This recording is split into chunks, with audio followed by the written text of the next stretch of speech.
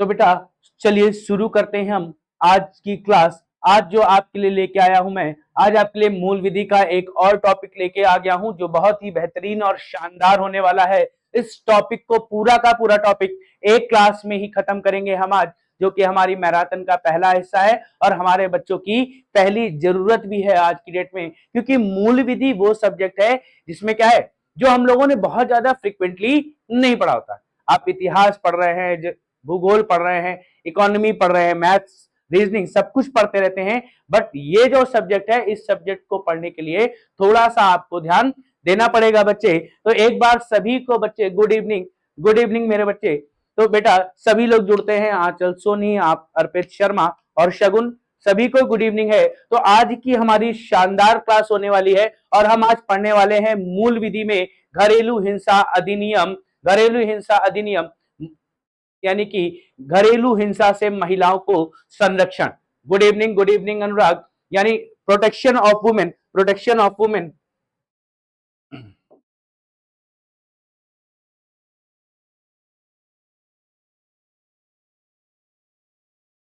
Protection of women from domestic violence.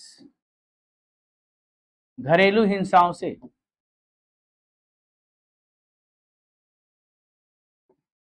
घरेलू हिंसा से महिलाओं को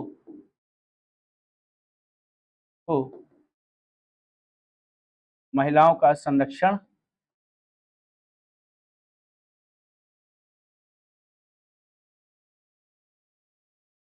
अधिनियम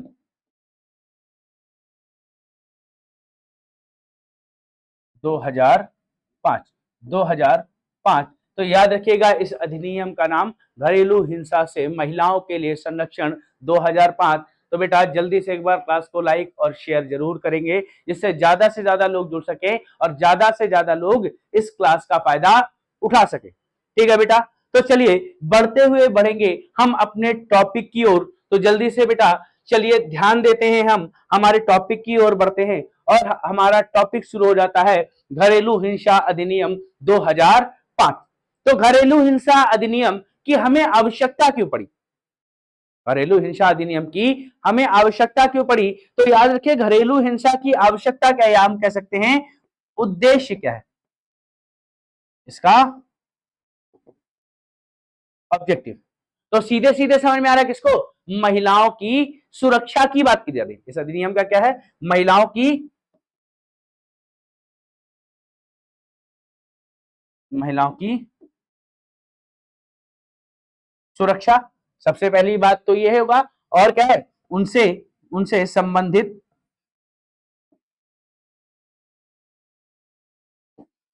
विषयों का उपबंध, उनसे संबंधित विषयों का उपबंध to provide effective protection to women. Clear? To provide effective protection to womens, यही क्या है? ये हमारे घरेलू हिंसा अधिनियम 2005, घरेलू हिंसा अधिनियम 2005 का मुख्य उद्देश्य है। क्योंकि आज भी हमें पता है नारी सशक्तिकरण हमारे देश में एक बहुत बड़ा उद्देश्य है। हाँ बिल्कुल, अपनी पेन कॉपी साथ में लेकर बैठे। आप चाहें तो ये क्लास को आप नोट डाउन कर सकते हैं, एक एक पॉइंट को आप अपने साथ लिख सकते हैं। बाद में भी ये क्लास आपके पास अवेलेबल रहेगी तो आप उससे और डिटेल में नोट बना लेंगे। तो एक बार पहले क्लास को पढ़ लेते हैं और पढ़ने के साथ से जो बेटा पॉइंट्स एक्स्ट्रा मैं बताऊंगा वो भी आपको अपने साथ ही लेकर जाने। ठीक है बेटा, तो चलिए शुरू करते हैं घरेलू हिंसा अधिनियम।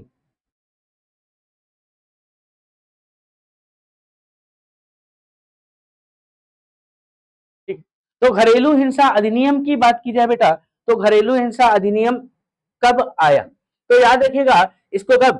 13 दिसंबर 2005 को, 13 दिसंबर 2005 को राष्ट्रपति द्वारा इस पे हस्ताक्षर किए गए।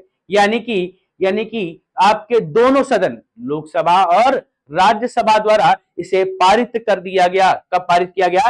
13 दिसंबर 2005 को इसे पारित कर दिया गया।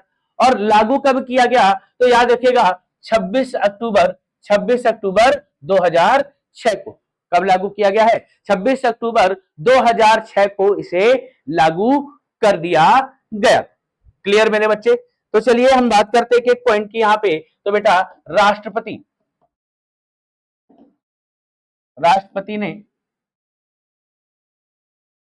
राष्ट्रपति द्वारा हस्ताक्षर राष्ट्रपति द्वारा हस्ताक्षर कब किए गए बेटा?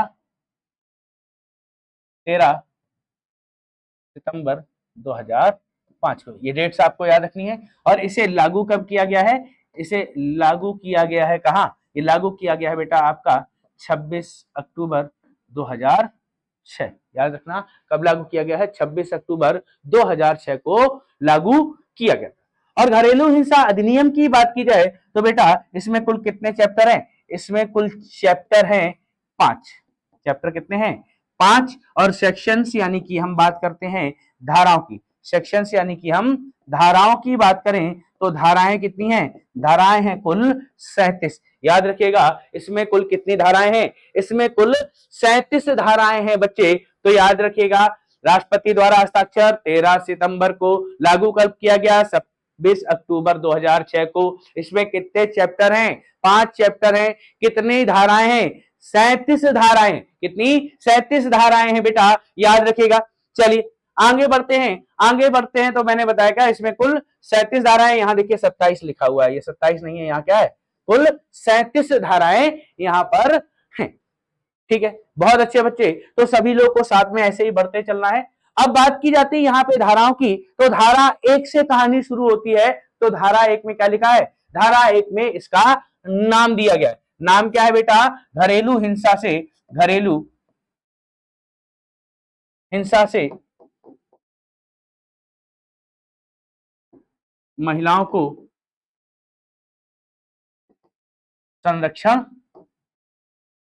अधिनियम 2005, protection of women from domestic violence 2005। ठीक है, याद रखिएगा क्या? Protection of women. इंग्लिश में भी देख लेते हैं बेटा, क्या है? Protection of women from domestic violence. याद रखिएगा domestic violence violence act 2005। Clear? ये बात समझ रहे? इसका क्या है? ये नाम है। और क्या है इसका विस्तार? ये कहां तक लागू होगा? तो याद रखिएगा बेटा यह अधिनियम संपूर्ण भारत में लागू होगा। कहां होगा? संपूर्ण भारत में लागू होगा। It will be implemented to whole of India. It will be implemented to whole of India, यानी कि संपूर्ण भारत में यह लागू किया जाएगा। इस बात को बेटा बहुत अच्छे से ध्यान रखेंगे, कहां लागू होगा? संपूर्ण भारत में यह लागू किया जाएगा।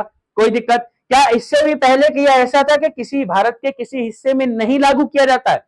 अगर कभी आपसे पूछे क्या कोई ऐसा समय था जब ये क्या है, जब ये कानून भारत के किसी हिस्से में लागू नहीं किया जाता था, तो आप कहोगे जी सर बिल्कुल। कब? 2019 से पहले क्या हुआ? 2019 में भारत में क्या किया गया? जम्मू कश्मीर का विशेष दर्जा छीन लिया गया। जम्मू कश्मीर का जो विशेष दर्जा दिया गया था उसे समाप्त कर दिया गया, और इसके पश्चात यह संपूर्ण जम्मू कश्मीर के साथ पूरे भारत में लगने लगा। यानी 2019 से पहले ये जम्मू कश्मीर में लागू नहीं होता। क्लियर बच्चे? क्या 2019 से पहले ये जम्मू कश्मीर में लागू नहीं होता था? याद रहेगा। चलिए आगे बढ़ते हुए देखते हैं सेक्शन 2। सेक्शन 2 में क्या दी गई है? परिभाषाएं। और परिभाषा में सबसे पहली परिभाषा दी गई है सेक्शन 2A। सेक्शन 2A में क्या है? व्यथित व्यक्ति की बात की गई है, यानी कि एग्रीव्ड पर्सन। तो एग्रीव्ड पर्सन कौन हो सकता है यहाँ पे?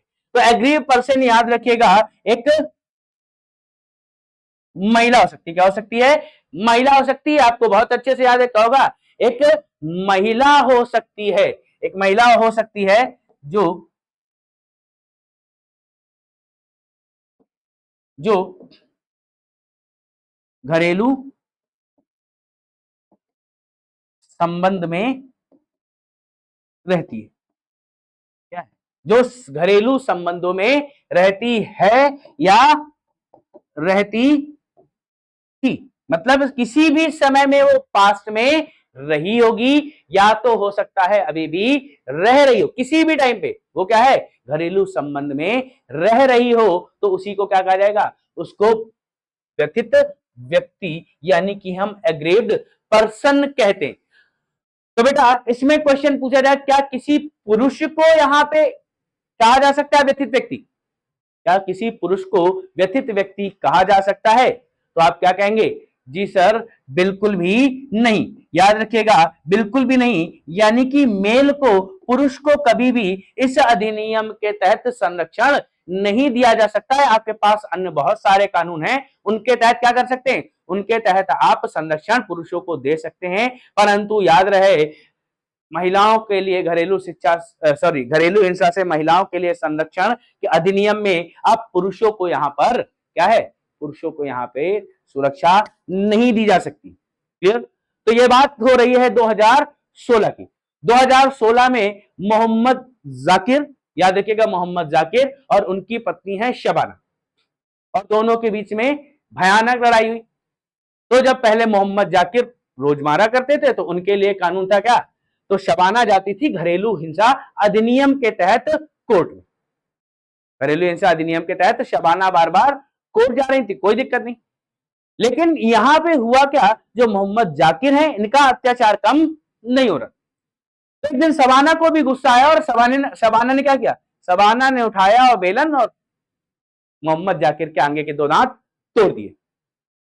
अब मोहम्मद जाकिर क्या कह रहे हैं, तो मोहम्मद जाकिर कह रहे हैं कि घरेलू हिंसा अधिनियम के तहत मुझे भी क्या संरक्षण यानी कि सुरक्षा दी जाए।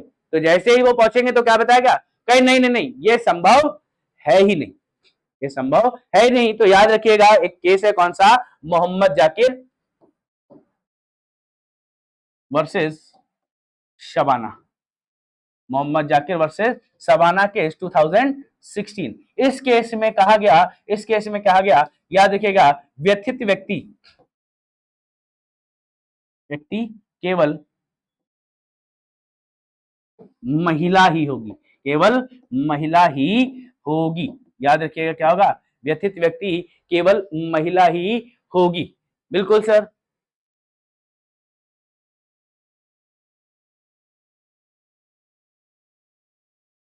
ठीक है, ये शबाना मोहम्मद जाकिर की वाइफ है जिन्होंने दांत तोड़ दिए।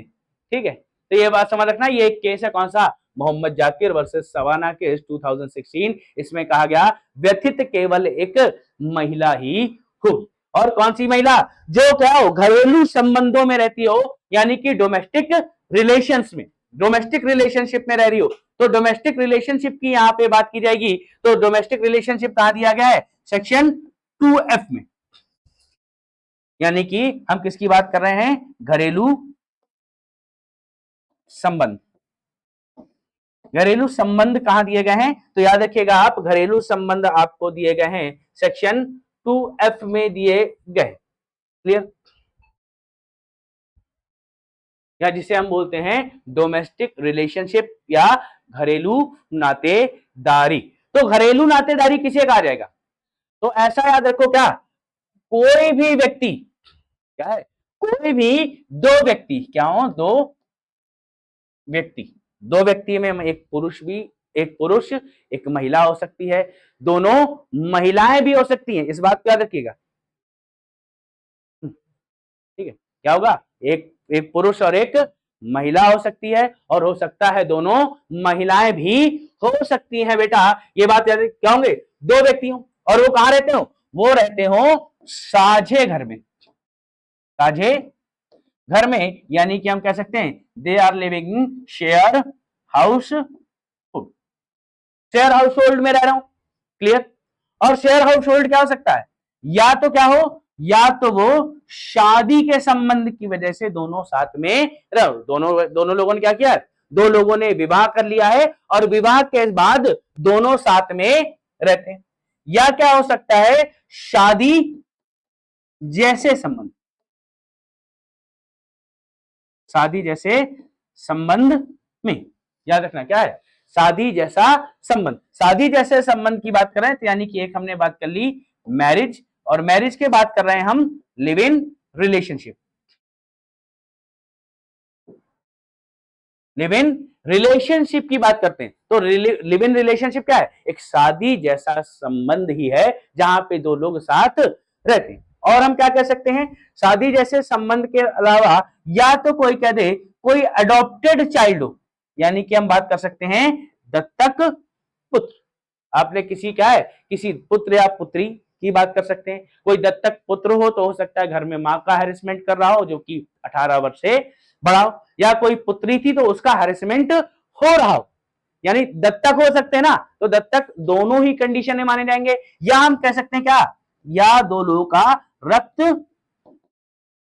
संबंध हो। क्या हो? रक्त संबंध हो। रक्त संबंध मतलब बेटा यानी कि क्या हो, या दो लोग रक्त संबंध में कैसे रह रहे हो, एक पिता एक पुत्री के साथ गलत कर सकता है, एक भाई एक बहन के साथ गलत कर सकता है, ठीक है, तो या एक माँ एक बेटी के साथ गलत कर सकती है। तो इन सबको क्या है, इन सबको हम क्या कह सकते हैं, घरेलू संबंध में ही जोड़ लेंगे, या इन्हीं को कहा जाता है सैंग्विन रिलेशनशिप। याद रखिएगा, सैंग्विन रिलेशनशिप इनको कहा जाता है बेटा। तो एक बार सभी को समझ में आ गया है तो एक बार बेटा थम्स अप कर देंगे और हम क्लास को आगे बढ़ाते हुए ले चलेंगे, इसके आगे की कहानी और जानते हैं।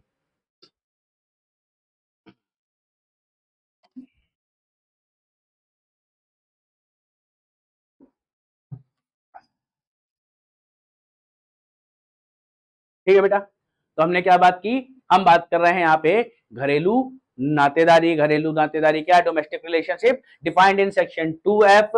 2F का मतलब क्या है, जब दो व्यक्ति क्या रह रहे हो, साझे घर में रहते हो या शादी की वजह से एक साथ रह रहे हैं। ठीक है, ब्लड रिलेशन कंपलसरी नहीं है, हमेशा कंपलसरी नहीं है, लेकिन हो सकते हैं, हमेशा कंपलसरी नहीं होते हैं।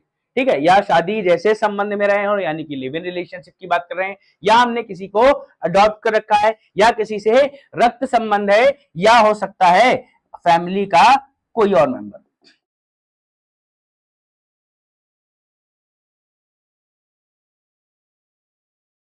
फैमिली का कोई और सदस्य भी हो सकता है। क्लियर? तो इन सबको क्या कहा जाएगा, इन सबको हम घरेलू संबंध कहते हैं। क्या, जब दो लोग क्या है एक साथ रह रहे हो, कहा शादी शेयर हाउस होल्ड में, शादी की वजह से, शादी जैसे संबंध में, या कोई दत्तक पुत्र हो, या रक्त संबंध हो, या फैमिली का कोई और सदस्य भी हो सकता है। क्लियर? जो आपके साथ घर में रहे, ये बात है। फिर इसी के बाद हम बात कर रहे थे बेटा, यहां पे हमें दिया गया है घरेलू साझेदारी। ठीक है, तो घरेलू साझेदारी की हम बात कर लेते हैं, क्योंकि 2F के बाद हमें दिया गया है 2S। 2S में क्या डिफाइन किया गया है, 2S में दिखाया गया है साझा घर। घरेलू साझेदारी बोल रहा हूं, साझा घर। साझा घर को हम बोलते हैं बेटा शेयर हाउस होल्ड। तो शेयर हाउस होल्ड की हम बात कर लें एक बार। तो शेयर हाउस होल्ड क्या है, शेयर हाउस होल्ड याद रखिएगा, शेयर हाउस होल्ड क्या है, जब दो व्यक्ति क्या हो, दो व्यक्ति हो सकते हैं, या कई बार इससे ज्यादा भी हो सकते हैं, मिनिमम दो तो होने ही चाहिए। दो व्यक्ति क्या हो, किसी भी समय में, किसी भी समय साथ रहे हो या साथ रहते हो। याद रखिए क्या, ऐसे दो लोग क्या है जो किसी भी समय में साथ रहे हो या साथ रहते हो, मिनिमम दो लोग तो चाहिए। क्लियर? ये बात समझ में। अब कहां रहते हो, जिस घर में रह रहे होंगे, जिस घर में बेटा रह रहे होंगे, हम बात यहां कर रहे हैं साझा घर की। साझा घर आपका डिफाइन किया गया है 2S में। याद रखिएगा, आपकी अगर धाराओं की बात की जाए तो धारा 2S में डिफाइन किया गया है, दो व्यक्ति क्या कर रहे हैं, किसी भी समय साथ रहे हो या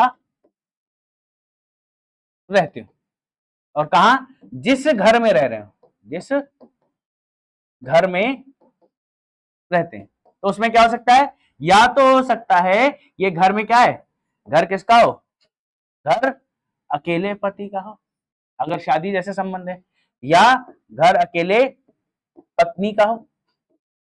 ये बात समझ, घर पति का हो, घर पत्नी का हो, या हो सकता है दोनों साझे में लिया हो, दोनों ने साझे में लिया हो, दोनों ने साझे में लिया हो। या हम कह सकते हैं घर का किराया, किराया कौन देता है, किराया पति देता है, घर का किराया पति दे रहा हो, या घर का किराया पत्नी दे रही हो। ये बात समझ में आ रहा, या दोनों मिलकर किराया दे रहे हो, घर का किराया पति दे रहा हो या घर का किराया पत्नी दे रही हो, या दोनों मिलकर किराया दे रहे हो। या हो सकता है कोई घर क्या है, घर जो उत्तराधिकार में मिला हो, उत्तराधिकार यानी कि सक्सेशन में मिला हो। ये बात समझ में आ, राधे राधे बेटा सीमा। ऐसा घर जो क्या है, जो उत्तराधिकार सक्सेशन में मिला, यानी कि पिता से पुत्र को मिल गया है या पिता से बेटी को मिल गया है, और आप उस घर में दो लोग रह रहे हैं, तो उस क्या है, उस घर को साझा घर कहा जाएगा। इसके अतिरिक्त हम किसी को भी साझा घर नहीं कहेंगे। तो साझा घर क्या बताया मैंने आपको, ऐसा घर जिस जहां पे क्या है, जहां पे दो लोग किसी समय में रहे हो साथ में या साथ रहते हो सकता है घर क्या हो, अकेले पति का हो, या हो सकता है घर अकेले पत्नी का हो, या हो सकता है दोनों ने मिलकर खरीदा हो। ये बात समझ में, या क्या कर सकते हैं, पति अकेले किराया दे रहा हो, पत्नी अकेले किराया दे रही हो, या दोनों मिलकर किराया दे रहा हो। ये बात भी सही। और क्या हो सकता है, या तो वो घर उत्तराधिकार में मिला हो, पिता से पुत्र को या पिता से पुत्री को मिला हो, और ऐसे घर में जब लोग रहते हैं तो उसे क्या, उसे साझा घर ही कहा जाता है। याद रखेंगे, ये बात समझ में आई, साझा घर। क्लियर। फिर इसमें एक डेफिनेशन हमें और देखनी है, यहां पे जो बेटा निर्णय करने वाला है वो कौन है, वो होगा मजिस्ट्रेट, यानी कि ज्यूरिसडिक्शन की बात कर लें हम। किसका ज्यूरिसडिक्शन, किसका अधिकार होगा, ये जो जितने फैसले हैं वो कौन करेगा। तो याद रखिए कि यहाँ पे जो मजिस्ट्रेट होता है, बेसिकली ज्यूरिसडिक्शन की बात कर रहे हैं, तो हम यहाँ कह सकते हैं, यहाँ पे हम बात कर रहे हैं किसकी, मजिस्ट्रेट की। तो मजिस्ट्रेट कौन सा हो सकता है, या तो याद रखिएगा जुडिशियल मजिस्ट्रेट फर्स्ट क्लास, या क्या हो, जुडिशियल मजिस्ट्रेट फर्स्ट क्लास, या यहां पे कौन हो सकता है, मेट्रोपॉलिटियन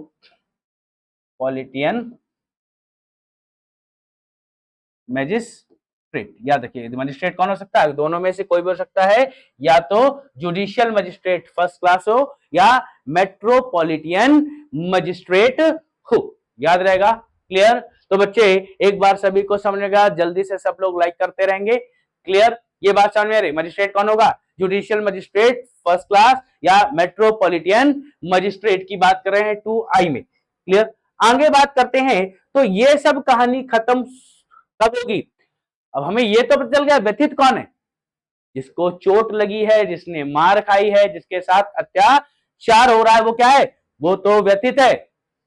लेकिन जो अत्याचार कर रहा है वो कौन है, या जुल्म करने वाला जालिम कौन है। तो हम यहाँ पे जुल्म करने वाले जालिम की बात करें तो उस जालिम को कहा जाता है प्रत्यार्थी। इसकी परिभाषा दी गई है सेक्शन 2Q में, याद रखना किसमें दी गई है, सेक्शन 2Q में दी गई। तो प्रत्यार्थी कौन हो सकता है, प्रत्यार्थी हो सकता है अडल्ट मेल, यानी कि एक वयस्क पुरुष, वयस्क पुरुष जो क्या रह रहा हो, जो घरेलू संबंध में रहता हो, क्या है, जो घरेलू संबंध में रहता हो। याद रहेगा क्या है, एक वयस्क पुरुष जो घरेलू संबंध में रहता हो। अब क्या मुझे श्योर है कि जो हिंसा करने वाला या जुल्म करने वाला हमेशा पुरुष ही होगा। भाई क्या किसी की सास नहीं मार सकती, क्या किसी की ननद नहीं मार सकती, या ऐसा नहीं हो सकता है कि बहू ने अपनी सास को मार मार के अधमरा कर दिया। ये हालत तो कहीं भी हो सकती है। यानी कि हम क्या करें, यहां पे सिर्फ पुरुष लिखना हमारे लिए गलत हो। तो यहां पे जो शब्द पुरुष था, इस पुरुष शब्द को हटा दिया गया। इस पुरुष शब्द को कब हटाया गया, इस पुरुष शब्द को हटाया गया हीरा लाल पी हरसोरा बनाम कुसुम नरोत्तम हरसोरा दास केस 2016। क्या है, हीरा लाल पी हरसोरा बनाम कुसुम नरोत्तम हरसोरा केस 2016 में यहां क्या किया गया, 2016 में यहां पुरुष शब्द को हटा के क्या कहा गया, कोई भी वयस्क जो घरेलू संबंध में रहता है, घरेलू संबंध में रहता है और स्त्री के साथ कोई दुर्व्यवहार कर रहा है, यहां सिर्फ वयस्क की बात की जा रही है, तो उसे क्या कहा जाएगा, उसे प्रत्यार्थी कहा जाएगा। और प्रत्यार्थी कहां डिफाइन किया गया है, सेक्शन 2Q में, यानी धारा 2Q में प्रत्यार्थी की परिभाषा दी गई। ठीक बेटा, यहां तक बात सभी को समझ में आ रही है। चलिए, यहां तक सभी को समझ में आ गई। तो जो प्रमुख परिभाषाएं थी वो हमने देख ली। एक बार अगर हम सभी परिभाषाओं को देखें तो हमने बात की 2A, 2A में कौन है, 2A में है आपका व्यथित व्यक्ति। ठीक है, फिर अगर हम यही 2B में बात की जाए तो 2B में बात की जाती है चाइल्ड, चाइल्ड यानी कि बच्चे की। तो बच्चा कौन होगा, याद रखना, बच्चा जो 18 वर्ष से कम आयु का। फिर हमने बात की किसकी, 2F, 2F में क्या दिया गया बेटा, डोमेस्टिक रिलेशनशिप, यानी कि घरेलू संबंध की बात की गई है। फिर डोमेस्टिक रिलेशन के बाद हमने बात की 2S, 2S में क्या दिया गया है, 2S में आपका दिया गया है साझा घर, साझा घर यानी कि शेयर हाउस होल्ड। याद रखिए क्या दिया गया है इसमें, इसमें हमने दिया है शेयर हाउस होल्ड। क्लियर। फिर हमने बात की 2S के बाद 2I, 2I में किसकी बात की हमने बेटा, 2I में बात की मजिस्ट्रेट की, 2I में बात की मजिस्ट्रेट की। और फाइनली हमने बात की 2Q, और 2Q कौन है, 2Q है प्रत्यार्थी, प्रत्यार्थी या इसी को हम कह रहे हैं जालिम, या हम इसी को कहते हैं इंग्लिश में रिस्पोंडेंट। क्या बोलेंगे, रिस्पोंडेंट क्या हो जाएगा, ये जालिम हो जाएगा। तो बेटा ये डेफिनेशंस हैं, इनको आप बहुत अच्छे से याद रखेंगे। लगातार रिपीट होने की उम्मीद अगर मुझे कहीं से है तो सबसे ज्यादा है व्यथित व्यक्ति से, सबसे ज्यादा है डोमेस्टिक रिलेशनशिप से, और सबसे ज्यादा है प्रत्यार्थी से। और हो सकता है साझा घर के बारे में एक बेसिक स्टेटमेंट में क्वेश्चन लिख के आ जाए। अगर आपको सेक्शन याद करने हैं 2A, 2F और 2Q याद करेंगे। क्लियर। जुल्मी करने वाला जालिम, जिसको हमने बताया था सेक्शन 2Q में बेटा। बहुत अच्छे शगुन, बहुत अच्छे। तो चलिए बढ़ते हैं आगे और हम बात करेंगे किसकी, चैप्टर 2। तो चैप्टर 2 में किसकी बात की गई है, तो चैप्टर 2 की सेक्शन 3। चैप्टर 2 में हम देखने वाले हैं धारा 3। तो धारा 3 में क्या दिया गया है, धारा 3 में दिया गया है घरेलू हिंसा की परिभाषा। वैसे तो आपका डोमेस्टिक वायलेंस सेक्शन 2G में भी डिफाइन है। कहां डिफाइन किया गया है, सेक्शन 2G में डिफाइन किया गया है, लेकिन हमें बहुत अच्छे से अगर पढ़ना है तो कहां पढ़ेंगे, सेक्शन 3 में पढ़ेंगे। तो घरेलू हिंसा के परिभाषा क्या कह सकते हैं, ठीक है, कोई भी ऐसा व्यवहार या ऐसी कोई गतिविधि, कोई भी ऐसा व्यवहार, कोई ऐसी गतिविधि जिससे क्या हो, जिससे प्रत्यार्थी को चोट पहुंची हो, हानि पहुंची हो, या उसके मन को ठेस पहुंची हो, तो उसे हम क्या कहेंगे, उसे हम घरेलू हिंसा कहेंगे। ये बात समझ में आ रही है। या सीधा सीधा इस धारा के अंतर्गत किसी व्यक्ति का कोई भी कार्य या आचरण किसी महिला को स्वास्थ्य सुरक्षा को नुकसान पहुंचाता है या चोट पहुंचाता है, चाहे वह मानसिक हो या शारीरिक हो, उसे घरेलू हिंसा के बराबर माना जाएगा। क्लियर।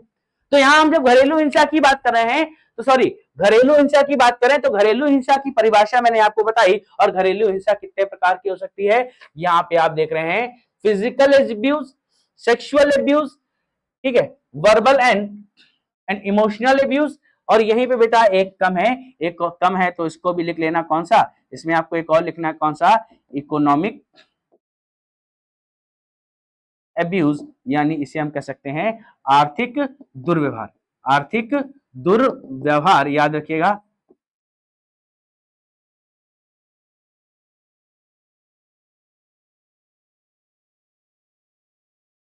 आर्थिक दुर्व्यवहार की हम बात करें तो यहां पे हम एक एक करके सभी को देखेंगे और सबसे पहले हम देखेंगे किसकी बात करते हैं, verbal and emotional. Verbal and emotional violence या अब्यूज लिख सकते हो आप लोग, यानी कि मौखिक एवं भावनात्मक दुर्व्यवहार। मौखिक एवं भावनात्मक दुर्व्यवहार की हम बात करते हैं। हाँ बिल्कुल, टाइप्स क्या है बेटा, टाइप्स में और भी हो सकती है, लेकिन फिलहाल हम मौखिक एवं भावनात्मक दुर्व्यवहार की बात करें तो मौखिक एवं भावनात्मक दुर्व्यवहार में क्या आएगा, तो क्या है, सबसे पहला आप लिख सकते हो चरित्र पर आरोप लगाना। चरित्र पर आरोप लगाना, याद रखिए, ठीक है। दूसरा क्या है, दूसरा आप कह सकते हो पुत्र ना होने के लिए कोसना। पुत्र ना,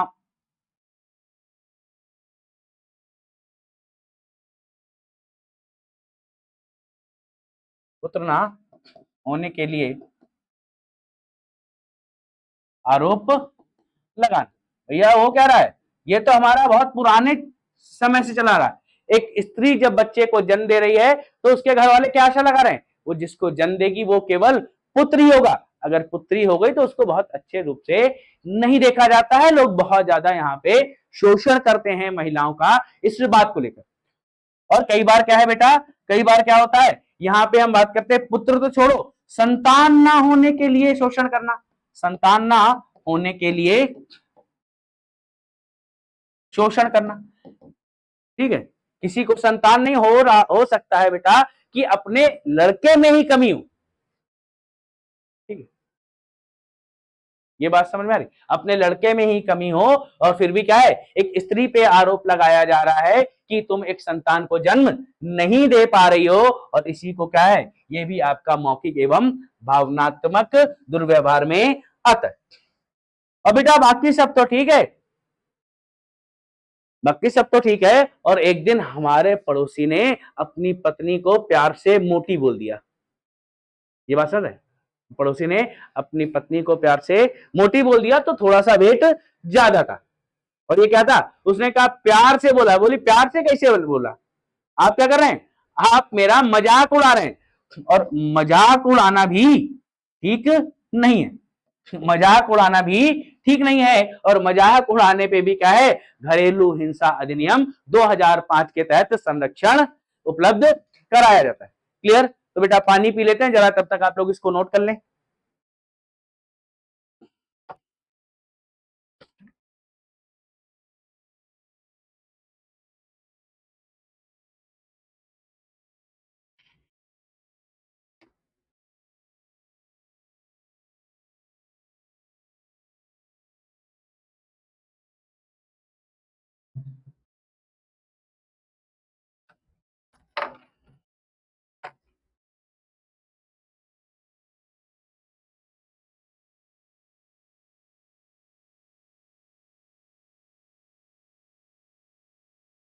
ठीक है, चलिए, हमने क्या बताया, मजाक उड़ाना। मजाक उड़ाना या कह सकते हैं आप क्षतिकारक टिप्पणी करना, क्षतिकारक टिप्पणी करना, या इसी को हम कह सकते हैं टू रिडिक्यूल,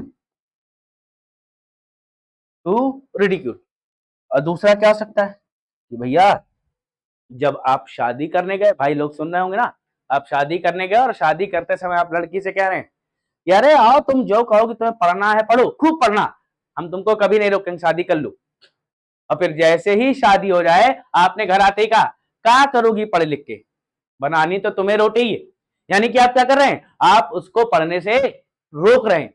और यदि आप किसी को पढ़ने से रोकें, स्कूल जाने से रोकें, कॉलेज जाने से रोकें, तो ये भी गलत हो जाएगा। यानी कि किसी को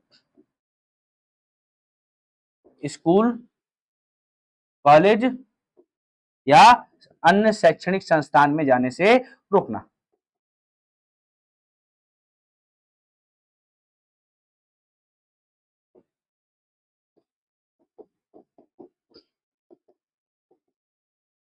रोकना, ये बात समझ।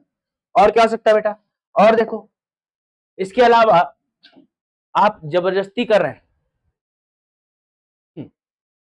बेटा गलत नहीं है, ये सब आप लोगों की सुरक्षा के लिए ही बनाया गया है। क्लियर? और हम किसकी बात कर रहे हैं? और हम बात कर रहे थे क्या कि किसी को नौकरी के लिए जबरदस्ती करना, नौकरी के लिए जबरदस्ती करना। क्या जबरदस्ती करना? या तो कोई नौकरी करो या तो नौकरी छोड़ दो। दो परिस्थितियां, या तो नौकरी करो या तो छोड़ दो, वो भी आपकी मर्जी से। तो क्या है ये बेटा? गलत होता है। तो किसी के लिए नौकरी के लिए ना तो आप जबरदस्ती करेंगे, उसको इच्छा है तो करे, उसकी इच्छा है तो ना करे। समझ रहे हैं? ये मेरे भाई लोग बिल्कुल भी जोर जबरदस्ती नहीं करनी, याद रहेगा। और क्या बेटा? ठीक है, किसी को नौकरी के लिए जबरदस्ती नहीं करनी, और किसी से मिलने पर रोकना, किसी से मिलने पर रोकना। आप क्या है, याद रखिएगा, आप अपनी पत्नी को किसी से मिलने पे नहीं रोक सकते, आप अपनी बहन को किसी से मिलने पर नहीं रोक सकते।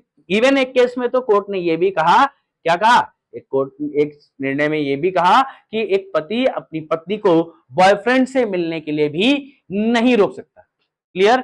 ये बात समझ में आ रही है? एक पति अपनी पत्नी को बॉयफ्रेंड से मिलने के लिए भी नहीं रोक सकता है। अगर उसकी इच्छा है तो वह मिले, अगर उसकी इच्छा है तो ना मिले। और क्या है दूसरा? क्या है? पिता कह रहे हैं क्या? पिता कह रहे हैं कि बेटा इस लड़के से शादी मत करो। क्या हुआ? बिटिया को पसंद है कोई अन्य लड़का, और पिता क्या कह रहे हैं? पिता कह रहे हैं नहीं नहीं बेटा, यहां शादी नहीं करनी, वो लड़का ठीक नहीं, जहां हम बताएंगे वहां करेंगे। या घर में भाई कह रहा है, भाई कह रहा है उस लड़के से शादी की तो हम टांगे तोड़ देंगे। तो इन परिस्थितियों में क्या है? इन परिस्थितियों में क्या किया जा रहा है? लड़कियों को अपने मन के पसंदीदा व्यक्ति से विवाह करने से रोका जा रहा है, या कहीं और जबरदस्ती विवाह कराया जाएगा तो उन्हें क्या है? उन्हें घरेलू हिंसा अधिनियम में संरक्षण दिया जाएगा, या हम कह सकते हैं क्या? पसंदीदा व्यक्ति से शादी ना करने देना, शादी ना करने देना, या कह सकते हो क्या? जबरदस्ती शादी कराना, जबरदस्ती कहीं और शादी कराना। क्या है? इसमें भी महिलाओं को सुरक्षा संरक्षण दिया जाएगा। बिल्कुल क्लियर? हाँ बेटा, ऐसा बहुत होता है, और इसमें क्या है? इसके लिए सभी के पास संरक्षण उपलब्ध है। आप चाहें तो क्या कर सकते हैं? आप घरेलू हिंसा अधिनियम यानी कि महिलाओं की संरक्षण के लिए घरेलू हिंसा से महिलाओं के संरक्षण के लिए अधिनियम 2005 में यहाँ क्या है? संरक्षण ले सकते हैं। याद रखिएगा। क्लियर? इसमें कोई डाउट है? चलिए, तो ये क्या थी आपके? ये आपके मौखिक एवं भावनात्मक, मौखिक एवं भावनात्मक क्या थे? अब्यूज थे। फिर इसके बाद बात की जाती है बेटा आर्थिक। आर्थिक यानी कि इकोनॉमिक अब्यूज, आर्थिक दुर्व्यवहार। आर्थिक दुर्व्यवहार में क्या दिया जा सकता है? ठीक है, आर्थिक दुर्व्यवहार में दिया क्या जा सकता है? अगर हम आर्थिक दुर्व्यवहार की बात करते हैं तो बेटा है क्या?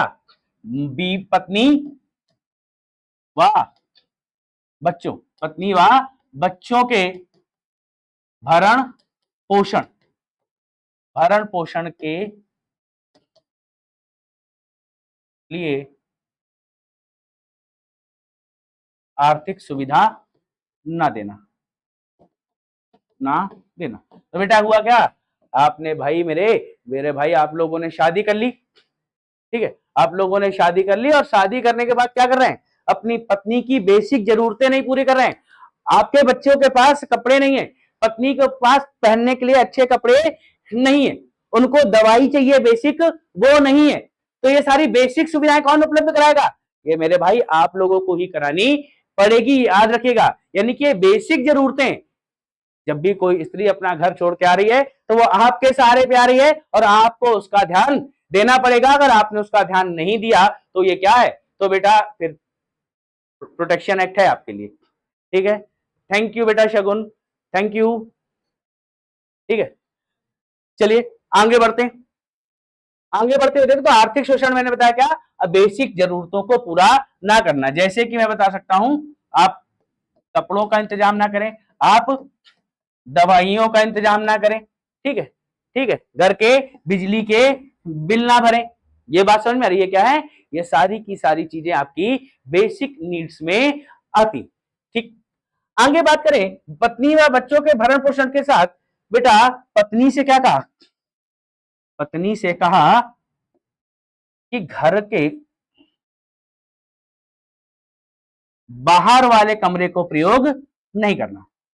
ठीक है, घर के बाहर वाले कमरे को प्रयोग बिल्कुल नहीं करना है। यानी कि आप क्या कर रहे हैं, आप मना कर रहे हैं कि आप घर के किसी हिस्से का प्रयोग नहीं कर सकते। अगर बेटा आपने कहा कि आपने अपनी पत्नी से कह दिया कि सुनिए भाग्यवान, आज से आप जीने का प्रयोग नहीं करेंगे, और भाग्यवान का कमरा पहले फ्लोर में है, भाग्यवान का कमरा पहले फ्लोर में है, तो उन्हें उतरने और चढ़ने के लिए क्या, कहीं उतरेंगे कैसे, कहीं एक रस्सी लटका लो, उसी से चढ़ना उसी से उतरना।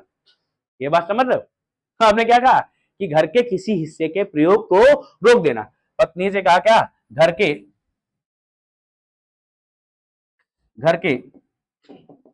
किसी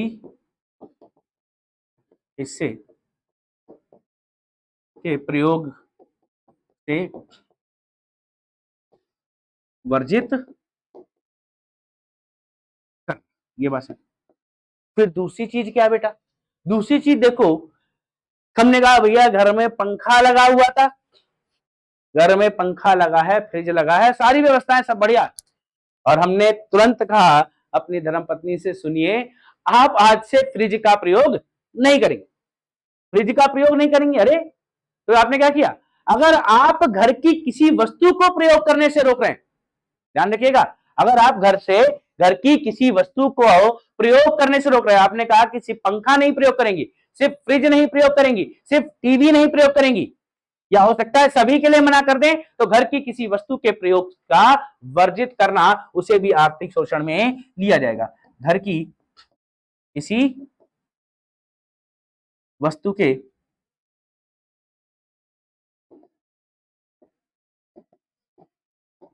प्रयोग से रोकना।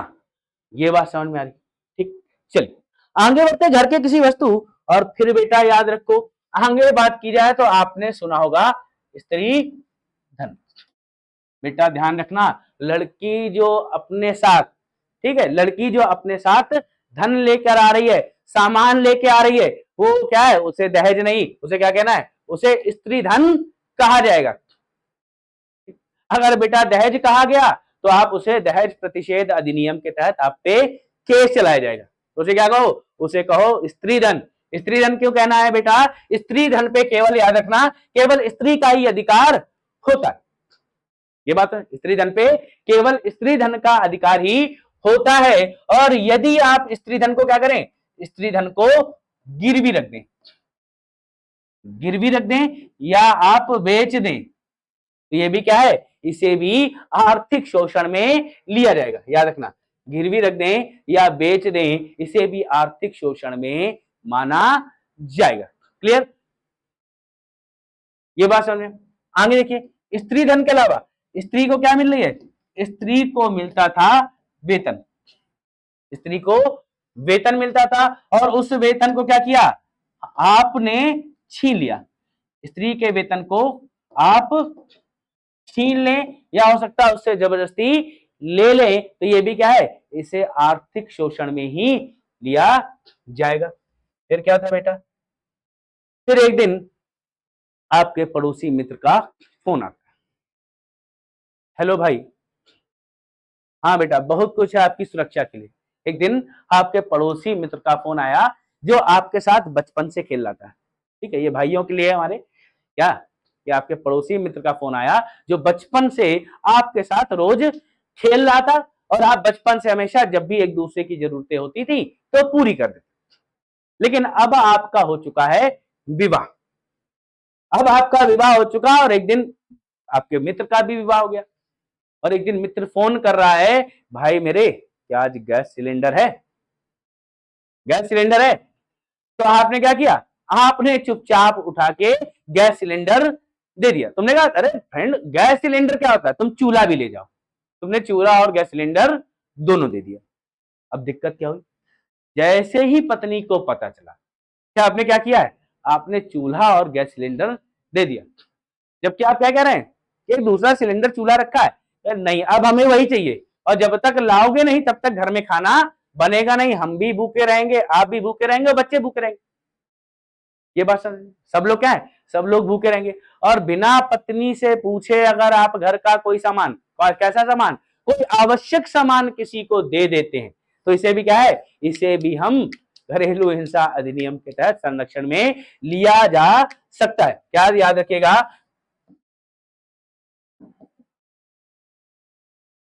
घर के आवश्यक वस्तुओं का व्ययन, क्या घर के आवश्यक वस्तुओं का व्ययन, इसी को क्या है, यही मैंने आपको जो अभी समझा।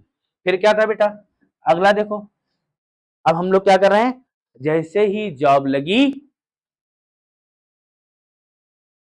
बेटा फॉलो करना और ना करना ये आप पे है, आपको पता होना चाहिए, आप अपने अधिकारों का प्रयोग कर सकते हैं। ठीक है, हम बेसिकली एक सामाजिक दायरे में बंधे होते हैं, हम समाज के दायरे में बंधे हुए हैं, हम जो हमारे पिता और माता कहेंगे हम उनके हिसाब से ही काम करते हैं, या कई बार हम नहीं भी करते हैं तो माता पिता जोर जबरदस्ती करवा लेते हैं, और जिनके माता पिता मान जाते हैं वो बहुत अच्छी बात है। ये बात सुन, फिर हम यहाँ पे बात करें तो घर की आवश्यक वस्तु, फिर बेटा हम क्या करते थे, हर महीने SIP जमा कर देते थे 2,000 रुपया की। ठीक है, साल में कुछ पैसा म्यूचुअल फंड में भी डाल लेते, सब कुछ ठीक था। फिर हमने कुछ गोल्ड बॉन्ड भी खरीद रखे थे,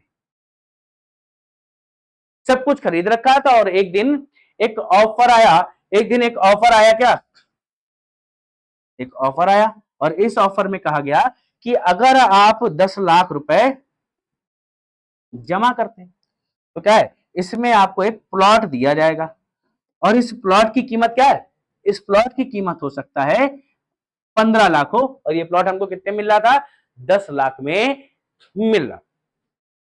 अब हमने पत्नी को नहीं बताया और चुपचाप यहीं से पैसा निकाला, क्योंकि सारी सेविंग्स मिला के 10 लाख ही हो पा रहा था। बहुत लंबे समय तक सेविंग करने के बाद बड़ी मुश्किल से 10 लाख जमा किया था, और मैंने पत्नी को बिना बताए अपनी सेविंग्स या इन्वेस्टमेंट, क्या अपने निवेश कहीं और जाकर खर्च किए बिना खबर दिए। तो बेटा ध्यान रखो, बिना खबर दिए तुरंत क्या होगा, तुरंत आपको POWDV यानी कि डोमेस्टिक वायलेंस एक्ट के तहत आप इसका शिकार हो सकते हैं। याद रखें, क्या आप डोमेस्टिक वायलेंस के तहत आप इसका शिकार हो सकते हैं। मेरे बच्चे ये बात समझ आ गई, क्लियर। तो हमने आपको क्या बताया, हमने आपको बताया आर्थिक शोषण या आर्थिक दुर्व्यवहार, इसके पहले बताया मैंने आपको मौखिक एवं भावनात्मक दुर्व्यवहार। फिर इसके बाद अगर हम बात करें तो इसी में हम बात कर लेते हैं अगला नंबर, जिसको हम कहते हैं शारीरिक दुर्व्यवहार। शारीरिक दुर्व्यवहार या इसी को हम कहते हैं क्या, फिजिकल अब्यूज। फिजिकल अब्यूज में क्या कर सकते हैं भैया, मारपीट कर लिया, मारपीट कर दिया, धक्का दे दिया, काट लेना, ठीक है, ये बात समझे, थप्पड़ मार देना, थप्पड़ मार देना, ये सब क्या है, ये सब आपका शारीरिक दुर्व्यवहार में ही आता है। मार पीट देना, धक्का दे देना, ठीक है, किसी अंग को भंग कर देना, इस प्रकार की गतिविधियां किसमें आती हैं, ये सारी की सारी शारीरिक दुर्व्यवहार में आती है। क्लियर। शारीरिक दुर्व्यवहार के अलावा अगली हम बात करते हैं सेक्सुअल अब्यूज, यानी कि लैंगिक दुर्व्यवहार।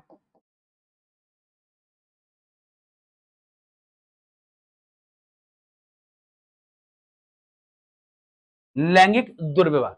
तो लैंगिक दुर्व्यवहार क्या है बेटा? जबरदस्ती, जबरदस्ती सेक्सुअल इंटरकोर्स करना, यानी कि हम कह सकते हैं जबरदस्ती यौन संबंध बनाना।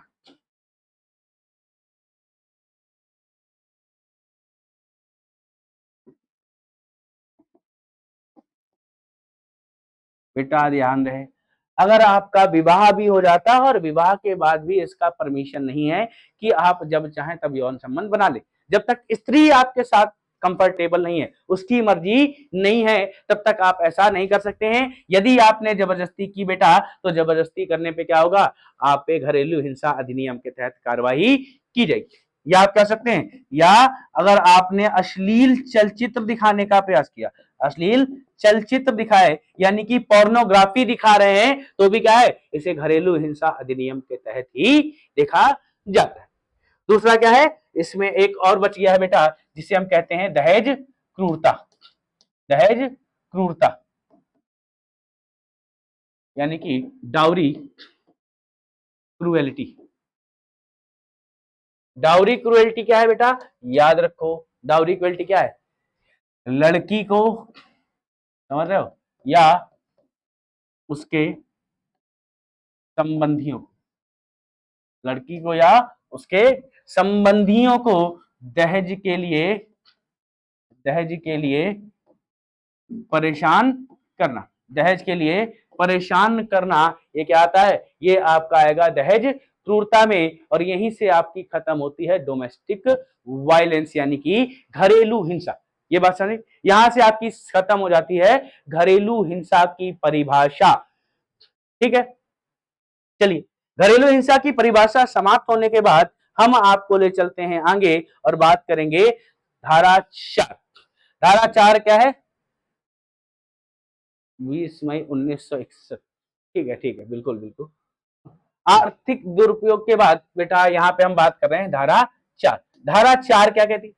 धारा 4 में क्या हुआ बेटा कि पड़ोसी के यहां झगड़ा हो रहा, झगड़ा हो रहा था और ये पत्नी का आज स्फूटीकरण होने वाला था। मतलब पति नाराज है और पत्नी पूरी गुस्से में थी, पति पत्नी दोनों आपस में लड़ रहे थे, दोनों भयानक झगड़ा कर रहे हैं, दोनों भयानक झगड़ा कर रहे थे। तो मुझे महसूस हुआ हमारे पड़ोसियों के बीच में यार लड़ाई होगी और स्त्री को मारपीट हो सकती है स्त्री के साथ, और ये गलत होगा। अगर ये गलत है तो मैंने तुरंत क्या किया? मैंने तुरंत एक फोन उठाया और सुरक्षा अधिकारी को फोन किया।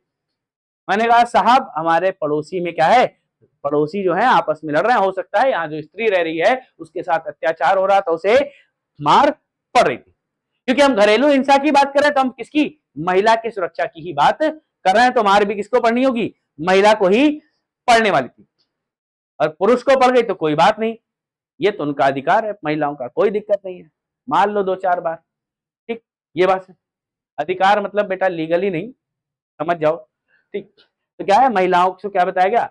अब जैसे ही यहाँ पे सुरक्षा अधिकारी पहुंचे, उन्होंने गेट खटखटाया पड़ोसी से, और महिला निकली, उसके आंख काली पड़ी हुई थी, सिर पे गुलमे निकले हुए थे।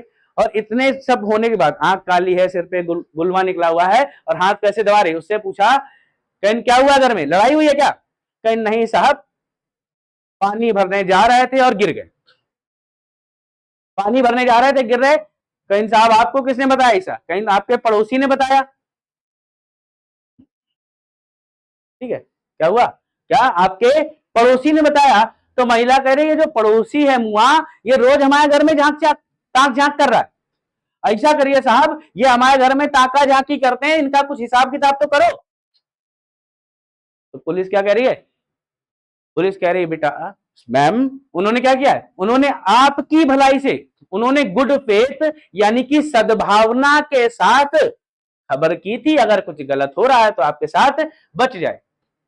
और सद्भावना के साथ किए गए कार्य के लिए कोई भी कार्रवाई नहीं की जाएगी, ना ही वो कैसी होगी, ना ही क्रिमिनल होगी, ना ही सिविल होगी, यानी कि ना ही फौजदारी मामला बन सकता है, ना ही दीवानी मामला बन सकता है। याद रखिएगा, संरक्षण अधिकारी को जानकारी दिया जाना और जानकारी देने वाले व्यक्ति के दायित्व का अपवर्जन नहीं होगा। ठीक है,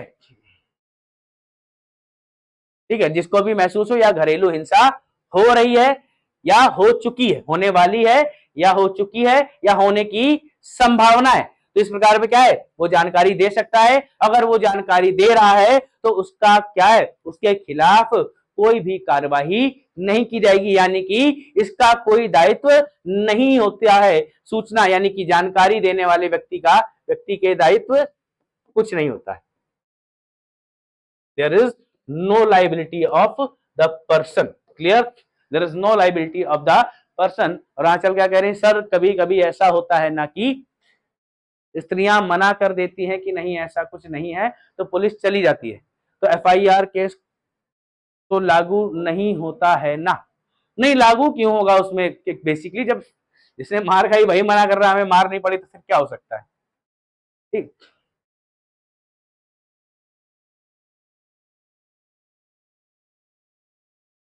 हाँ हाँ वो बिल्कुल ऐसा हो सकता है। ठीक है बेटा, तो चलिए एक बार और देखते हैं इसको। मैंने क्या था सेक्शन 4 में क्या बताया, यदि कोई व्यक्ति को महसूस होता हो क्या है, कोई घटना होने वाली है या घटना हो चुकी है या घटना हो जाएगी, कुछ भी समझ रहे हैं, तो इस अवस्था में क्या होगा, स्त्री मना कर दे तो कुछ नहीं होता बेटा, कुछ नहीं होगा, चुपचाप पुलिस वापस चली जाएगी। तो ऐसी स्थिति में याद रखिएगा, तो जिसने सूचना दी है उसके खिलाफ कोई भी कार्रवाई नहीं की जाएगी। क्यों? क्योंकि उसने सद्भावना यानी कि गुड फेथ से काम किया था। Any work done in a good faith shall not be liable in any matter whether it is criminal और अ सिविल। याद रखिएगा, इसे ना तो सिविल केस में लिया जा सकता है ना ही क्रिमिनल केस में लिया जा सकता है। चलिए आगे बढ़ते हैं सेक्शन 5 की तरफ। ठीक है भाई, दिया इस पर व्यक्ति का कोई दायित्व नहीं बनता है। आगे बढ़ते हैं सेक्शन 5। सेक्शन 5 में क्या है, पुलिस अधिकारी यानी प्रोटेक्शन ऑफिसर, सेवा प्रदाताओं यानी सर्विस प्रोवाइडर और मजिस्ट्रेट के कर्तव्य। बेटा 3 लोगों के कर्तव्य देख रहे हैं। अगर आप लोगों को क्लास समझ आ रही है तो एक बार थम्स अप करेंगे और लाइक शेयर जरूर करते रहें। एक बार बेटा सभी लोग थम्स अप करेंगे और क्लास को आगे बढ़ाते हैं।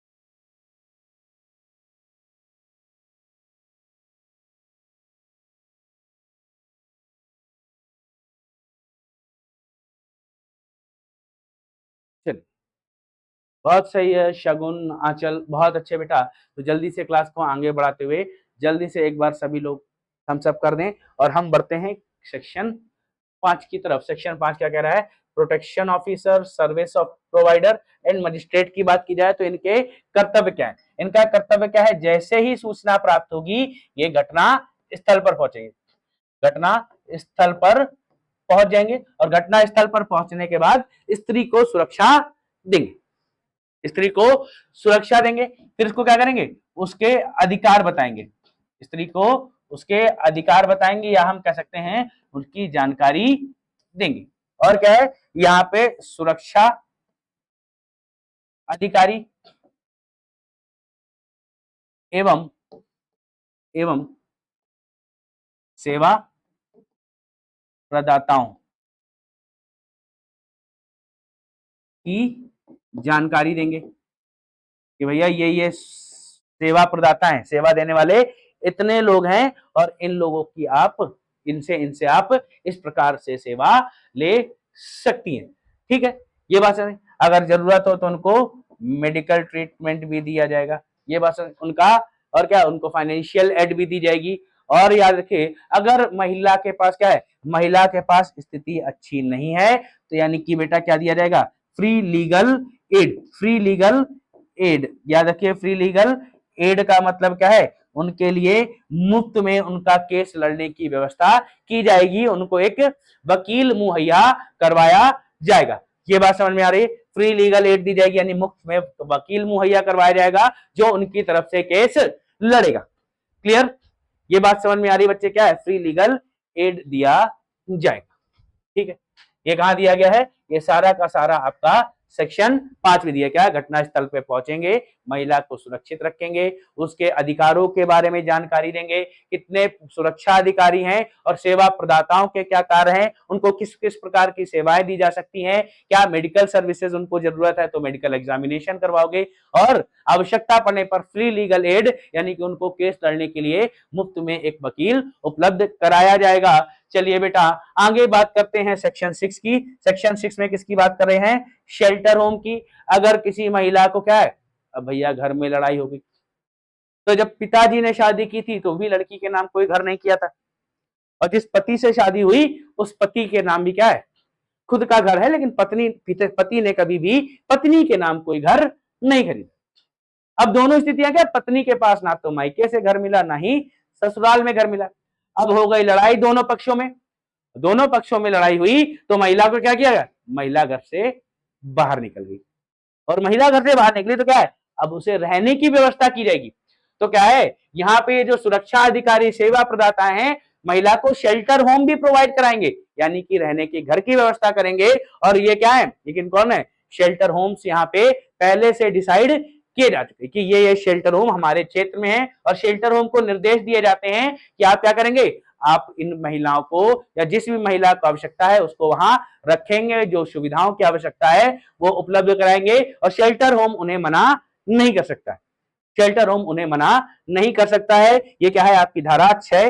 धारा 7 में क्या है, अगर कोई बहुत ज्यादा घायल है तो उसको चिकित्सीय सुविधा दी जाएगी, यानी कि मेडिकल एड, भैया चोट लगी है तो पट्टी करवा दो, कोई सीवियर इंजरी है तो मेडिकल एग्जामिनेशन करवा दो। ये कहाँ है, धारा 7 में। धारा 7 में मेडिकल एग्जामिनेशन की बात की है और मेडिकल हेल्प की बात की गई। इसके बाद जो इंपॉर्टेंट है वो है धारा 8। क्या है, संरक्षण अधिकारियों की नियुक्ति, यानी कि appointment of protection officer. Conservation officer लिखा है बेटा, यहां पे होना चाहिए प्रोटेक्शन ऑफिसर। इसकी बात करेंगे, प्रोटेक्शन ऑफिसर। प्रोटेक्शन ऑफिसर क्या होगा, तो याद रखो क्या है, कौन करेगा, राज्य सरकार कर सकती है या तो केंद्र सरकार। राज्य या केंद्र सरकार क्या करेगी, यहां पे संरक्षण अधिकारियों को नियुक्त करेगी, और कितने, जितने आवश्यक हो। भाई हर राज्य की सीमा रेखा अलग है, हर राज्य का क्षेत्रफल अलग है, और क्षेत्रफल अलग है तो हर सबकी अपनी अपनी रिक्वायरमेंट है, और रिक्वायरमेंट के अनुसार केंद्र और राज्य क्या होंगे, जितने आवश्यक हैं उतने क्या कर सकते हैं, उतने यहाँ पे संरक्षण अधिकारियों की नियुक्ति करेंगे, संरक्षण अधिकारियों की नियुक्ति करेंगे। और याद रहे, जो संरक्षण अधिकारी नियुक्त किए जा रहे हैं वो संभव रूप से क्या होने चाहिए, संभव रूप से महिला हो, मतलब जितना पॉसिबल हो महिला हो। लेकिन सभी महिलाएं इतनी जागरूक नहीं है, सब में इतनी काबिलियत नहीं है, तो इस वजह से यहाँ पे पुरुष भी नियुक्त किए जाते हैं, या कई बार महिलाएं मना कर देती, काबिल होते हुए भी, जागरूक होते हुए भी वो तैयार नहीं है। तैयार नहीं तो क्या होगा, ऐसी स्थिति में पुरुषों को नियुक्त किया जाता है, और प्लस जिनको नियुक्त किया गया है ये क्या करेंगे, इनका क्षेत्राधिकार भी बताया जाता है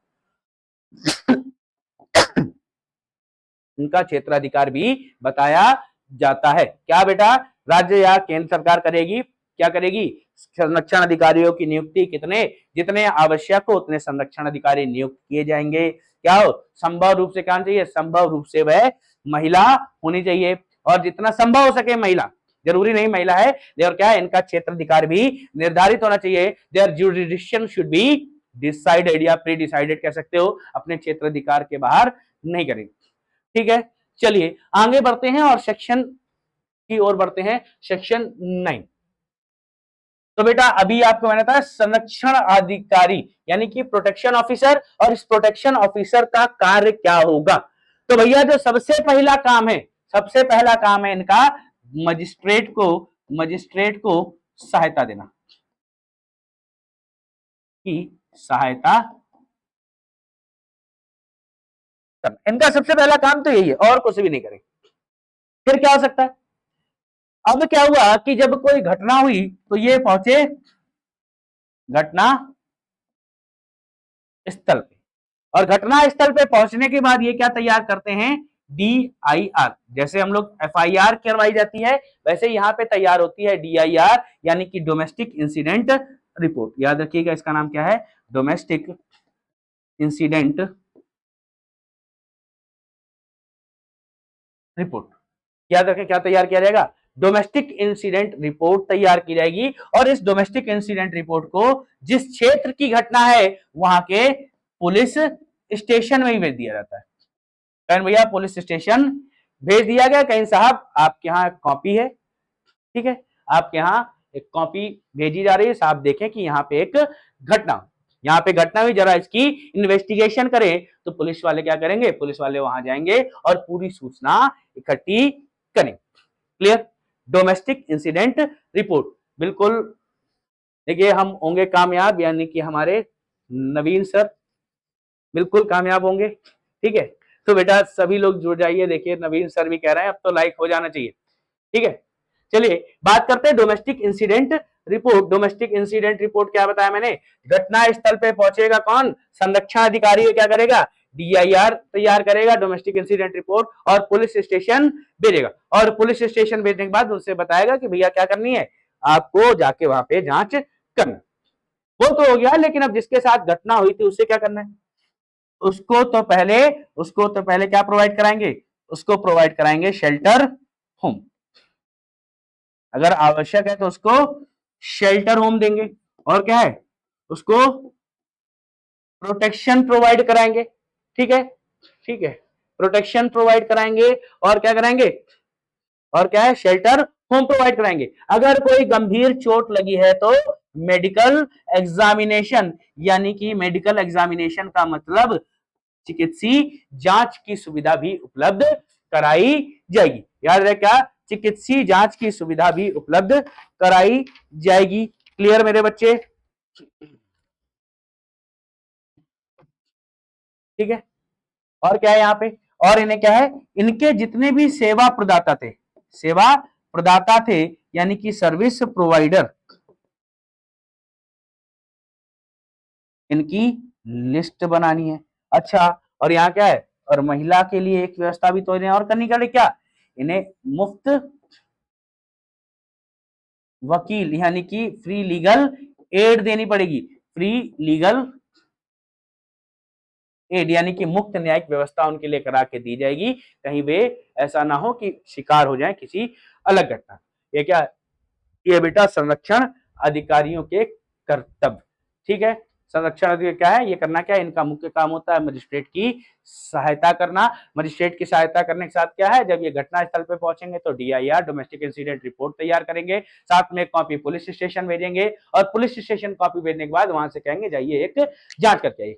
और यहाँ पे जो महिला है या वो पीड़ित है, उसके साथ क्या किया जाएगा, उसे शेल्टर होम दिया जाएगा अगर घर नहीं है, और क्या है, और साथ में प्रोटेक्शन दी जाएगी, और क्या है, मेडिकल एग्जामिनेशन उपलब्ध कराया जाएगा, और आवश्यकता पड़ने पर फ्री लीगल एड, यानी कि मुफ्त में न्यायिक व्यवस्था, एक वकील उपलब्ध कराया जाएगा। और इनका एक मुख्य काम ये भी है, जितने भी सेवा प्रदाता हैं उनकी एक लिस्ट करके तैयार करके रखना। सरकार ही देखती है, सरकार देखेगी नहीं तो जिसने जुल्म किया है वो देखेगा, ठीक है। फिर इसकी बात की जाए सेवा प्रदाता, यानी कि सर्विस प्रोवाइडर कौन हो सकता है, तो सर्विस प्रोवाइडर, तो भैया एक दिन मुझे जोश आया, मैं देख रहा था डेली हिंसा, महिलाओं के खिलाफ डेली कुछ ना कुछ उत्पीड़न हो रहे, उत्पीड़न हुए, तो मैं गया, मैंने कहा साहब मुझे भी सेवा प्रदाता बनना है। और जैसे ही मैंने कहा सेवा प्रदाता बनना है, तो उन्होंने लगा क्या मैं कुछ गलत करने आया हूं, तो उन्होंने पहले जोर से डांटा, मैंने फिर उनको समझाने का प्रयास किया, और जब उनको समझाया तो उन्हें समझ में आ गया कि मेरी भावना बिल्कुल सही है। फिर उन्होंने मुझे समझाया कि कोई भी व्यक्तिगत, यानी कि कोई अकेला व्यक्ति सेवा प्रदाता नहीं बन सकता। तो मैंने कहा साहब कौन बन सकता है ये भी बता दो। तो उन्होंने कहा क्या, उन्होंने कहा कोई संगठन होना चाहिए, यानी कि ऑर्गेनाइजेशन। याद रहेगा क्या, या तो ऑर्गेनाइजेशन होना चाहिए, ठीक है, ये बात समझ में आ रही है। और वो क्या हो, वो सोसाइटी रजिस्ट्रेशन एक्ट, क्या हो, सोसाइटी रजिस्ट्रेशन एक्ट 1860, ठीक है, सोसाइटी रजिस्ट्रेशन एक्ट, या फिर बेटा कंपनी एक्ट, कौन सा, कंपनी एक्ट 1956 के तहत पंजीकृत हो तो क्या है, तो ही उसे सेवा प्रदाता कहा जाएगा। और ये बेटा जो सेवा प्रदाता है, याद रखिएगा ये संगठन कैसा है, ये अपनी स्वेच्छा से इसने पंजीकरण कराया हो, स्वेच्छा से पंजीकरण कराया हो। ऐसा ना हो कि कोई जबरदस्ती लेके गया कागज उस संगठन के और कह दिया साहब इनको सेवा प्रदाता बना दो। तो सेवा प्रदाता बनाने के लिए खुद की भी इच्छा होनी चाहिए। क्लियर? और वो क्या हो, स्वेच्छा से क्या हो, कोई संगठन हो जिसने सोसाइटी रजिस्ट्रेशन एक्ट 1860 या कंपनी एक्ट 1956 में अपना पंजीकरण कराया हो या ऐसे किसी अन्य कानून में पंजीकरण कराया है तो उसे सेवा प्रदाता मान लिया जाएगा। बात किया जाता है धारा 12 यानी मजिस्ट्रेट को आवेदन। तो बेटा मैं आपको मजिस्ट्रेट बता चुका हूं, दो प्रकार के हो सकते हैं सेक्शन 2I में, जुडिशियल मजिस्ट्रेट फर्स्ट क्लास या मेट्रोपॉलिटन मजिस्ट्रेट। अब बात हो रही मजिस्ट्रेट को करना क्या है, तो मजिस्ट्रेट के पास तो पहले क्या होगा, पहले सूचना पहुंचेगी या खबर जाएगी या जो भी प्रोटेक्शन ऑफिसर ने जिस प्रकार से अपनी सूचना पहुंचाई तो पहुंच गई।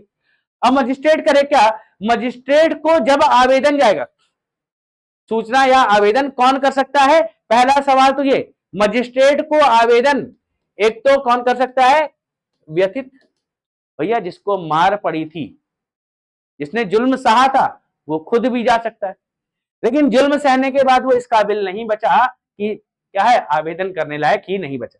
और आवेदन करने लायक नहीं बचेगा तो कौन कर सकता है, कोई संबंधी, कोई भाई भतीजा चाचा ताऊ मामा दादा कोई भी हो सकते हैं।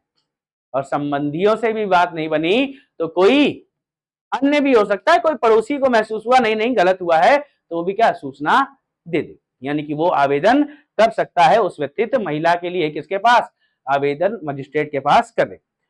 अब बेटा मजिस्ट्रेट के पास जैसे ही आवेदन पहुंचेगा तो मजिस्ट्रेट क्या करना होगा, 3 दिन के भीतर, 3 दिन के भीतर पहली सुनवाई करनी होगी, यानी कि first hearing should be done with in 3 days। और प्रयास ये करें कि 60 दिन में, 60 दिन में क्या हो, 60 दिन में मामला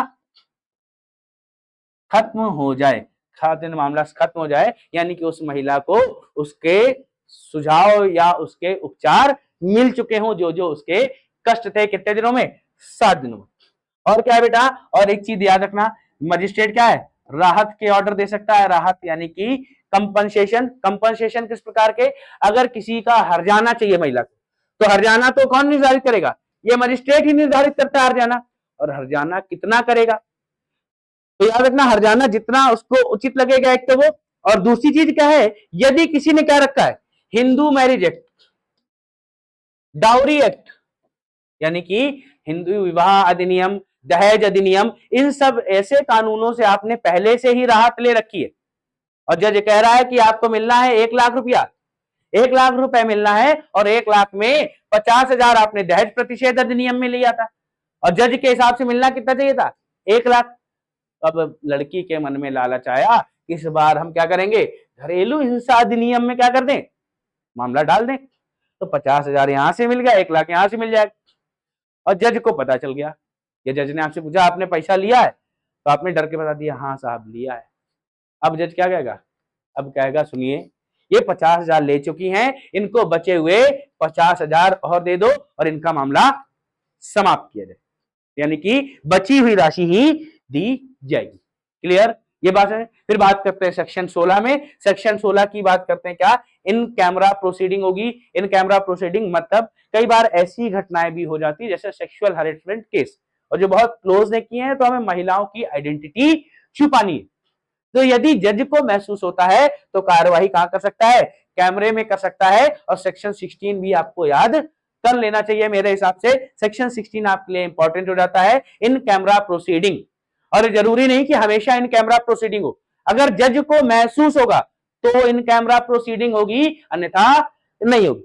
ठीक है बच्चे, चलिए आगे बढ़ते हैं, आगे बढ़ते हैं सेक्शन 17। सेक्शन 17 कह रहा क्या, साझा घर में रहने का अधिकार। तो साझा घर में रहने का अधिकार तो महिला किसके पास होगा, महिला बेटा साझा घर में रह सकती है, महिला को क्या है, साझा घर में रहने का अधिकार दे सकती है। और महिला कहाँ, साझे घर में ही रहेगी। इंस्ट्रक्शन, भाई मान लो मार खाने के बाद भी महिला का मन है मैं उसी घर में रहूंगा, तो मजिस्ट्रेट कहेंगे साहब जाइए इनको लेके और उस घर में रखिए जहां ये रह रही थी।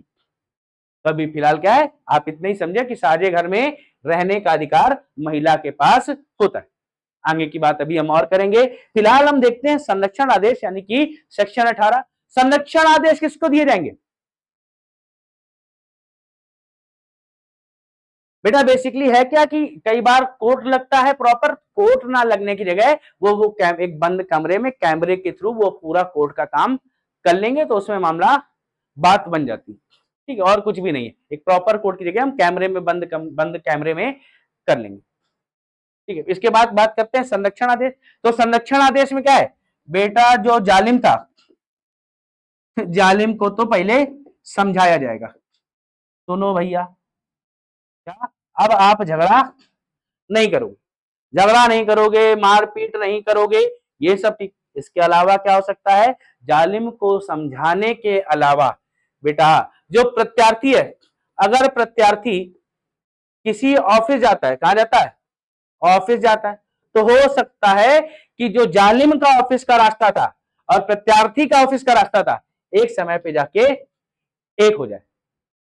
और यहां महसूस हो रहा है ये क्या है, ये जो जालिम है प्रत्यार्थी को चोट पहुंचा सकता है। तो मजिस्ट्रेट कहेगा सुनो कल से इस रास्ते से नहीं, इस रास्ते से जाना, अपना रास्ता बदल। जो आपका व्यथित है वो शाम को डेली एक पार्क में घूमने जाता है, और दोनों एक ही घर में रहते हो, दोनों एक ही घर में, तो आप भी शाम को निकले पार्क में, तो व्यथित क्या कहते हैं, साहब ये पार्क में भी मेरा पीछा करते हैं, तो आप पार्क में भी नहीं जा पाओगे। मान लीजिए कोई छोटी बच्ची थी, वो स्कूल जाती थी, तो आप उसके स्कूल के आसपास नहीं मंडराओगे। कोई कॉलेज जा रहा है तो कॉलेज के आसपास नहीं मंडराओगे, ये बात याद रखना। और क्या साथ में, अगर किसी व्यक्ति की संपत्ति घर में रखी है, पता चला आपने पत्नी को मारा और पत्नी चली गई बाहर किसी शेल्टर होम में रह रही, और उसकी स्कूटी रखी थी, आपने कहा तो खड़ी ला इसको बेच के पैसा ले लें, तो बेटा ये गलती कभी नहीं करनी है।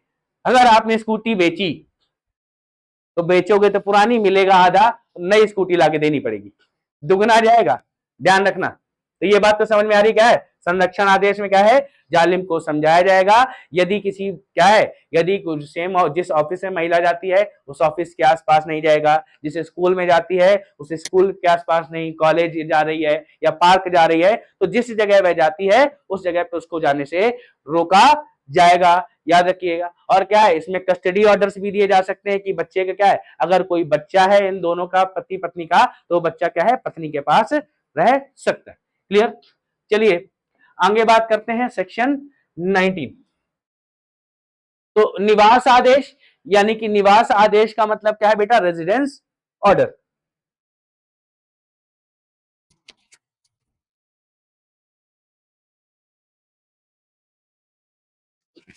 ठीक है, तो बेटा आज की आखिरी दो धाराएं और देख लेते हैं। निवास आदेश, निवास आदेश में क्या दिया गया है बेटा, निवास आदेश में क्या है कि बेटा देखो महिला जो है क्या, महिला उसी घर में रह सकती, महिला यानी कि व्यथित उसी घर में रह सकती, ये बात, महिला उसी घर में रह सकती है। लेकिन याद रहे जो प्रत्यार्थी है, जो प्रत्यार्थी है या उसके संबंधी है, यानी कि बेटा कोई पति हो, उसकी माता बहन भाई पिता, उनको क्या है, उनके उनको घर से बाहर निकाला, घर से बाहर किया जा सकता है, या घर के किसी हिस्से, घर के किसी हिस्से में जाने से रोका जा सकता है, रोका जा सकता है। परंतु याद रहे किसी महिला को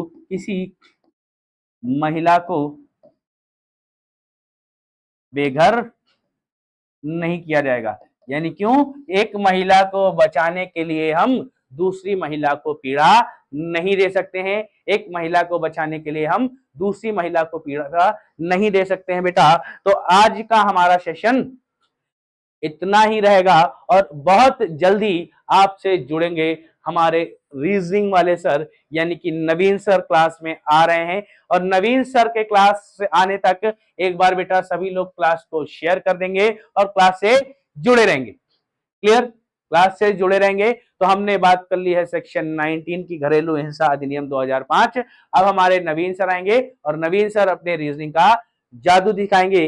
तब तक के लिए बेटा मिलते हैं हम लोग अगली क्लास में। क्लियर? किसी को होपफुली सभी को समझ में आ गया होगा। ठीक है बेटा, बिल्कुल। थैंक यू बेटा शगुन।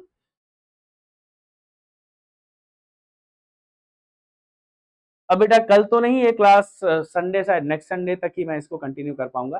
तो नेक्स्ट संडे को हम इसे फिर से देख लेंगे। ठीक है, तब तक आप वेट कर लें जरा, नवीन सर आ रहे होंगे 2 मिनट में, तब तक उनकी फाइल वाइल सेट कर लेते हैं।